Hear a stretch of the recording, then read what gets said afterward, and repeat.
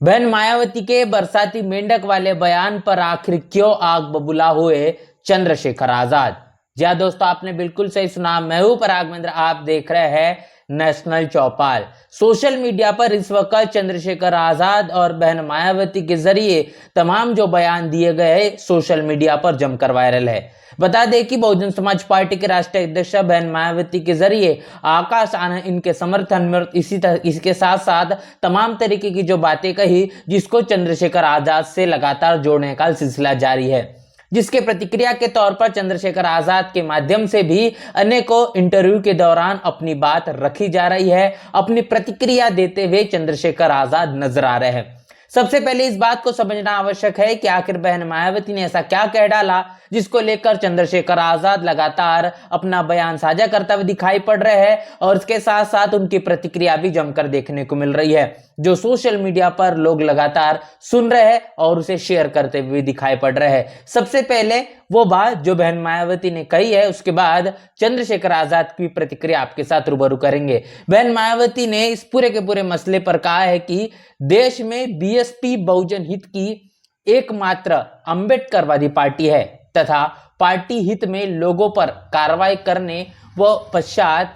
पश्चाताप करने पर उन्हें वापस लेने की परंपरा है। इसी क्रम में श्री आकाश आनंद के उतार चढ़ाव व उन्हें मुख्य नेशनल कोऑर्डिनेटर बनाने से बहुत से लोगों में बेचैनी स्वाभाविक है। अपनी पहली बात में बहन मायावती ने कहा है कि अगर इस देश के अंदर अंबेडकरवादी पार्टी के नजरिए से आप देखेंगे तो बहुजन समाज पार्टी एकमात्र पार्टी नजर आती है। खासतौर पर तमाम पार्टियों की बात करेंगे और बहुजन समाज पार्टी के साथ साथ, जिसमें बहुजन समाज पार्टी में यह देखने को मिलता है कि तमाम गलतियां होने के बाद जब उन गलतियों का पश्चाताप किया जाता है तो बहुजन समाज पार्टी में निष्कासन के बाद उसे वापसी लेने की भी एक लंबे समय से परंपरा है।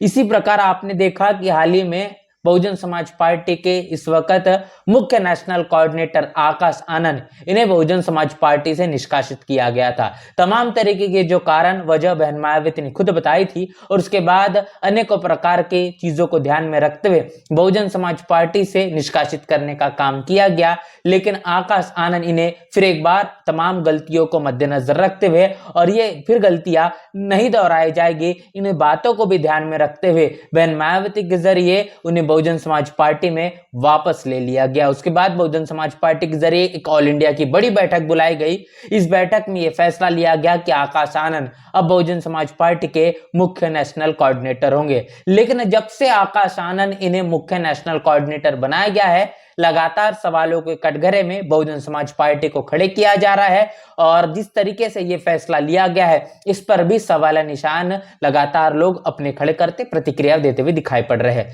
तो इसी मसले पर बहन मायावती ने कहा है कि यह बेचैनी आकाश आनंद को मुख्य नेशनल कोऑर्डिनेटर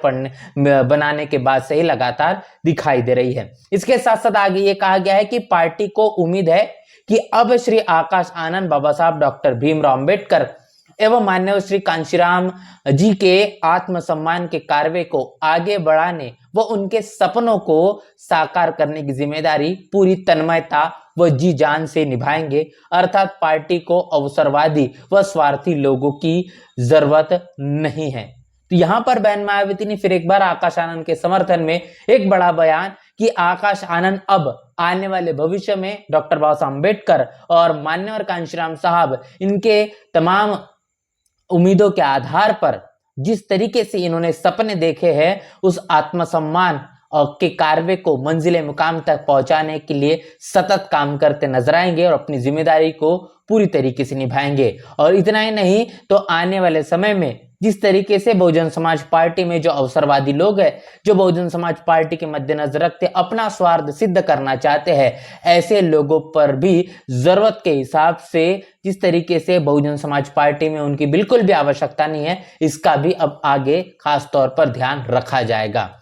अगली एक प्रतिक्रिया में बहन मायावती का कहना है कि वैसे भी कांग्रेस, भाजपा व समाजवादी पार्टी आदि पार्टियों के सहारे वो इशारों पर चलकर बहुजनों की एकता व बहुजन समाज पार्टी को कमजोर करने वाले बरसाती मेंढकों की तरह के संगठन व दलों के नेता चाहे निजी स्वार्थ में विधायक, सांसद व मंत्री क्यों न बन जाए, इनसे समाज का कुछ भला होने वाला नहीं, लोग सावधान रहे। अपनी तीसरी प्रतिक्रिया में बहन मायावती ने बताया है कि कैसे अनुसूचित जाति, अनुसूचित जनजाति से आने वाले दलित, आदिवासी तबके से खास तौर पर जो लोग हैं वो कांग्रेस हो, भारतीय जनता पार्टी हो, समाजवादी पार्टी, इनके इशारों पर चलते हैं और इनकी विचारधारा के मुताबिक अपने संगठन को, अपने राजनीतिक पार्टी को चलाने का काम करते हैं और इनका मुख्य उद्देश्य खास तौर पर बहुजन समाज पार्टी को कमजोर करना है। लेकिन इस तरीके के जो बरसाती मेंढक है जो समय के चलते बीच बीच में नजर आते हैं, ऐसे तमाम संगठनों के, दलों के नेताओं के निजी स्वार्थ से जो कहीं ना कहीं विधायक, सांसद तक बन जाते हैं, मंत्री भी बनते हुए दिखाई पड़ते हैं। आखिर इनके इस सांसद मंत्री बनने से कोई बहुजन समाज को फायदा होने वाला नहीं है। इन तमाम चीजों से बहुजन समाज को अब कहने की सजग होना पड़ेगा और अपने आप को और साथ साथ समाज को भी इससे सावधानी बरतनी होगी। ये तमाम वो बातें बहन मायावती के जरिए की गई है और ये बातें कहने के बाद चंद्रशेखर आजाद की लगातार प्रतिक्रिया देखने को मिल रही है। जो बात अपनी तीसरी प्रतिक्रिया में बहन मायावती ने कहा है कि बरसाती मेंढके की तरह जो लोग संगठन बनाते हैं और ऐसे तमाम लोग निजी स्वार्थ के खातिर विधायक और सांसद बन जाते हैं, इनसे समाज का फायदा होने वाला नहीं है। अपनी प्रतिक्रिया देते हुए चंद्रशेखर आजाद ने यह साफ तौर पर कहा कि बहुजन समाज पार्टी के राष्ट्रीय अध्यक्षा बहन मायावती, उनका वो बहुत ज्यादा सम्मान करते हैं, लेकिन जब बात संगठन की आती है या फिर खास तौर पर गठबंधन की, तो गठबंधन की बात हो कांग्रेस के साथ हो, समाजवादी पार्टी के साथ हो, भारतीय जनता पार्टी के साथ, इन तमाम राजनीतिक पार्टियों के साथ गठबंधन करने का काम तो असल में बहुजन समाज पार्टी ने किया है। लेकिन हम जब अपने गठबंधन की बात करने के लिए जाए या फिर गठबंधन करना चाहे तो हमारा गठबंधन भी सफल नहीं हो पाया है। इसके साथ साथ आकाश आनंद को लेकर भी ये कहा गया है कि जिस तरीके से सार्वजनिक तौर पर आकाश आनंद को निष्कासित करने का काम किया गया, फिर आकाश आनंद ने इस पर माफी मांगी, इस तरीके से ये फैसला वो उनका निजी, उनके पार्टी का, उनके संगठन का फैसला है। निश्चित रूप से आकाश आनंद की इसके कारण छवि धूमिल हुई है। ये तमाम तरीके के सवाल चंद्रशेखर आजाद के जरिए खड़े किए गए हैं। अब इन दोनों प्रतिक्रियाओं से ये बात समझने की सबसे ज्यादा आवश्यक है कि बहन मायावती बहुजन समाज पार्टी के जरिए जो गठबंधन किया गया, क्या उस गठबंधन से बहुजन समाज पार्टी का किस तरीके से अपना एक वर्चस्व रहा है, क्योंकि गठबंधन करने के शर्तें बहुजन समाज पार्टी के माध्यम से हमेशा से जो होती है वो काफी ज्यादा सख्त नजर आती है और इसका एक लंबा इतिहास है। माननीय कांशीराम साहब के जरिए तमाम जो संगठन, जो गठबंधन किए गए, आपने उसमें देखा कि गठबंधन करने की जब बात आई